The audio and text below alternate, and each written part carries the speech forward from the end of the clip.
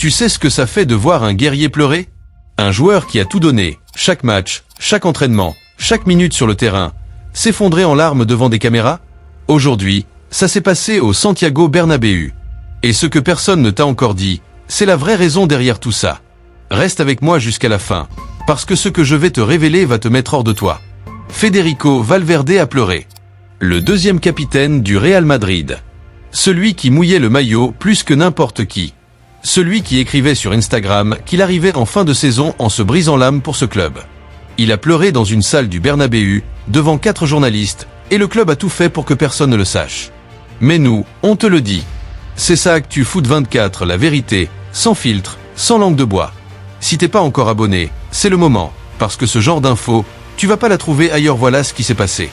Le Real Madrid a convoqué une conférence de presse en urgence au Bernabéu. Pas d'annonce officielle, pas de communiqué, presque aucun média invité. 4 journalistes sélectionnés par le club, dans la discrétion totale, avec l'urgence de quelqu'un qui veut fermer un chapitre avant qu'il fasse encore plus de dégâts. Valverde est entré dans cette salle avec la posture de quelqu'un qui a pris une décision douloureuse. Quelqu'un qui a digéré quelque chose de très dur pendant des jours. Il s'est assis. Et il a annoncé ce que le Real Madrid n'avait pas encore rendu public. Il ne sera plus là la saison prochaine. C'est terminé, point, mais ce n'est pas tout. Parce que Valverde n'est pas arrivé les mains vides. Il avait préparé un message vidéo, une vidéo de farewell destinée à tous les supporters madrilènes, que le club prévoit de publier en fin de saison. Une vidéo où il parle à la fanbase directement. Où il explique sa version des faits. Où il est honnête, brutal même, selon les journalistes présents. Pas de langue de bois. Pas de discours corporate. Les choses telles qu'il les a vécues. Et dans cette vidéo, il parle de Mbappé. Ce qu'il dit sur le français est tellement direct, tellement sans filtre, que le club doit maintenant décider ce qu'il va laisser sortir, et ce qu'il va couper au montage. Parce que certaines parties de ce message, le Real Madrid préférerait que tu ne les entendes jamais point, mais revenons à ce moment précis qui a tout résumé. La vidéo est terminée. Les caméras continuent de tourner. Et là, la carapace de Valverde craque. Il éclate en larmes. Pas une émotion retenue, pas quelques larmes discrètes. Un vrai effondrement. Celui d'un homme qui a encaissé pendant des semaines la bagarre avec Tchouaméni, l'hospitalisation, le traumatisme crânien, les sanctions disciplinaires, la sanction de la FIFA qui lui a coûté le mondial, et maintenant la décision du club de se séparer de lui. Tout ça d'un coup. Et à ce moment-là, il n'a plus pu tenir. Les journalistes dans la salle se sont figés. Personne ne savait quoi faire. Et quelqu'un du staff du club a donné l'ordre d'arrêter la caméra. Conférence de presse terminée. Rideau cette image, Valverde en larmes dans une salle du Bernabéu, c'est l'image la plus triste de cette histoire. Pas parce qu'il est une victime sans responsabilité, parce que la bagarre avec Tchouaméni était une faute grave. Mais parce que derrière ces larmes, il y a un homme qui aimait vraiment ce club. Vraiment. Et qui paie aujourd'hui un prix qui dépasse largement ce que son erreur méritait. Si la décision avait été prise uniquement sur des critères sportifs. Parce que voilà la réalité que personne ne veut te dire officiellement. Valverde ne quitte pas le Real Madrid à cause de la bagarre. Il quitte le Real Madrid parce que Mbappé a exigé sa tête. Clairement. Directement. Sans diplomatie. Le joueur français s'est présenté devant Florentino Pérez et lui a mis un ultimatum sur la table. Soit Valverde part, soit lui accepte une offre de l'Arabie Saoudite qui ferait de lui le joueur le mieux payé du monde. Une menace. Pure et simple, et Florentino a calculé. Il a analysé les chiffres avec son équipe financière. Les maillots de Mbappé, les plus vendus au monde. Les contrats de sponsoring signés grâce à sa présence, des dizaines de millions par an.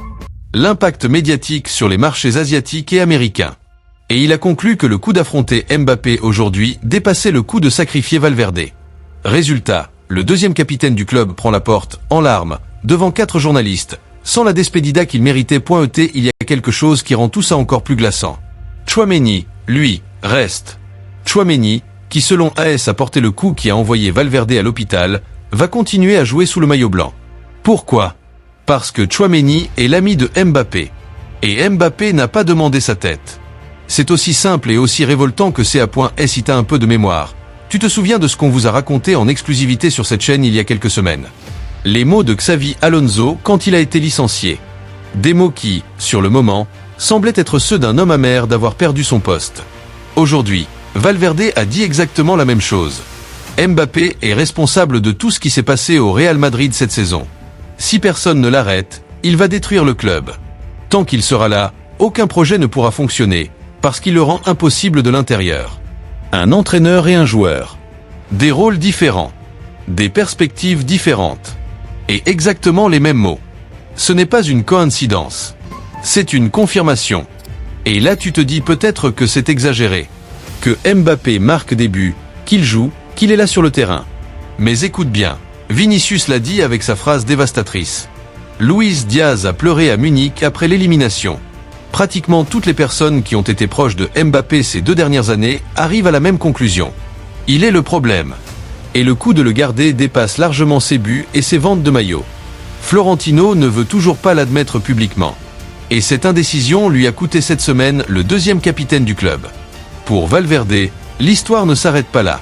Un joueur de 27 ans, au meilleur niveau, avec des années de Ligue des Champions et un moteur que n'importe quel entraîneur rêverait d'avoir, va trouver preneur. Et selon nos informations, Chelsea est très sérieusement dans la course. Les Londoniens suivent la situation depuis des semaines. Ils savent exactement ce qu'ils ont en face d'eux. Un milieu de terrain complet, défensif, intense, qui sort d'une situation compliquée sur le plan de l'image, mais qui n'a jamais remis en question sa qualité sur le terrain.